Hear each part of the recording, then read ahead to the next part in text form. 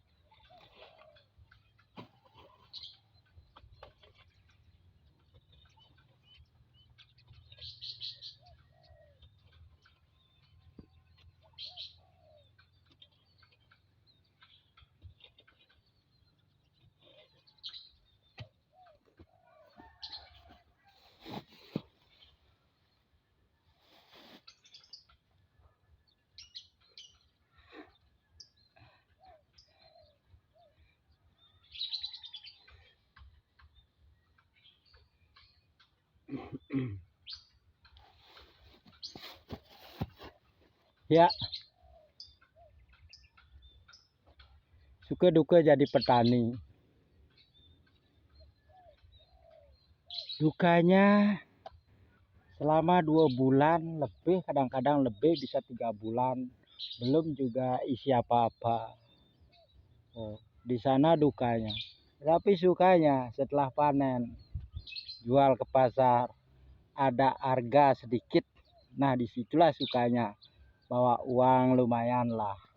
Paling tidak biru merah itu kita bawa pulang untuk memenuhi kebutuhan rumah tangga. Astongkar sekali, syukur alhamdulillah itu. ya.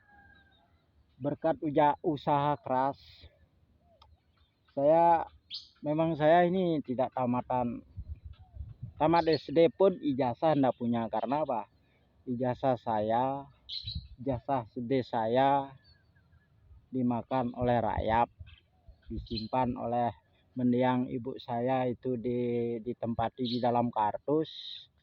Pada saat saya merantau ke Denpasar, saya balik ke kampung, saya mau ambil ijazah, maunya saya istilahnya mau ngelanjuti sekolah paket C di Denpasar, nyari SMP.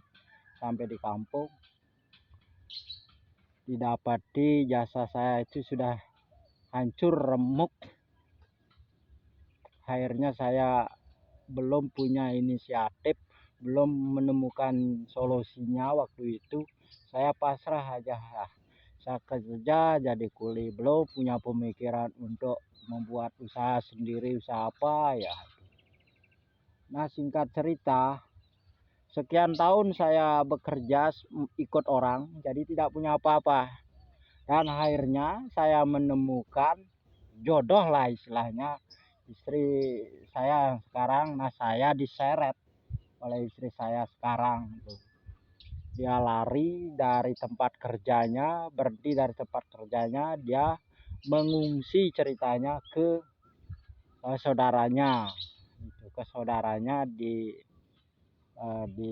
sekitaran Pantai Sanur ya, di pinggiran Sanur itu, dengan menempati bedengan, itu rumah bedeng ya. Waktu itu saya sama sekali dari saya cuma punya modal 900.000 untuk makan berhari-hari. Itu anak saya masih kecil, baru umurnya 2,5 tahun waktu itu, kalau tidak salah umur 2 tahun apa berapa itu, pokoknya sudah bisa jalan lah. Kadang-kadang saya pergi ke sawah berdua itu melihat orang-orang bagaimana caranya dia mengerjakan ladang itu dengan menanam bunga ratna. Akhirnya di samping itu saya pergi ke pasar gitu. Pergi ke pasar, ceritanya survei bagaimana sih orang-orang jualan di pasar tuh, orang jualan. Ternyata terlihat ramai sekali pembelinya. Saya tambah semangat lagi. Tambah semangat lagi, dan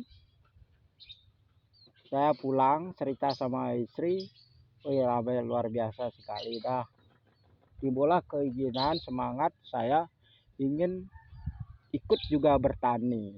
Dan akhirnya saya minjam modal 500 sama ipar. Nah, minjam 500 dikasih. Terus ada kakaknya ipar saya itu punya saudara, dia kan duluan sudah ngontrak lahan tuh. Akhirnya saya dikasih nempil itu, kasih istilahnya 13 hari itu kita coba. Selama 2 bulan saya tanami ratna, akhirnya ada hasil. Saya petik, istri saya gikat, saya bawa ke pasar. Itu pun saya jualan di pasar masih malu-malu. Bunga ratna tak tempati di dalam karung, ditaruh di motor, belum menggelar dagangan karena sedikit.